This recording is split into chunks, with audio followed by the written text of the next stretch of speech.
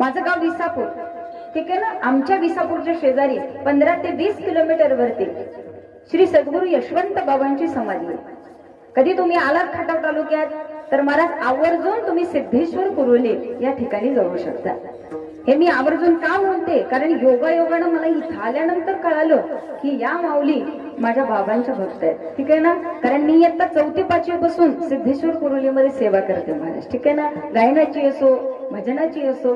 मग त्या अनुषंगानं ज्यावेळी मला कळालं की ह्या तिथं जातात, तिथं आल्यानंतर संस्कार खूप महत्वाचे असतात महाराज, ठीक आहे ना. मी बसले आणि त्या दादांनी आणि त्या माईंनी मला यशवंत हो जयवंत हो करून नमस्कार केला आतमध्ये. आता ताजी झालेली घटना आहे, त्यामुळे विषय निवडायला जास्तीचा वेळ लागलेला नाही.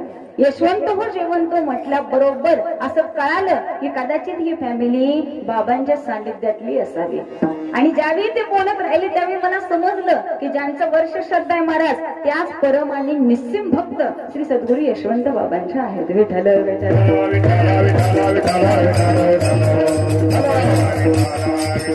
त्यामुळे मी माझं परम भाग्य समजते की आज ज्यांच्या वर्ष श्रद्धाला माझं कीर्तन ठेवलं ना, तुम्ही अतिशय योग्य व्यक्तीच्या कीर्तनासाठी मी आज इथं आलेली आहे बरं का. त्यामुळे आता यांच्याबद्दल बोलायला मला दादा जास्तीचे विषय लागणारच नाहीत. मी आपलं विचारायचं म्हणून विचारलं, आई कशा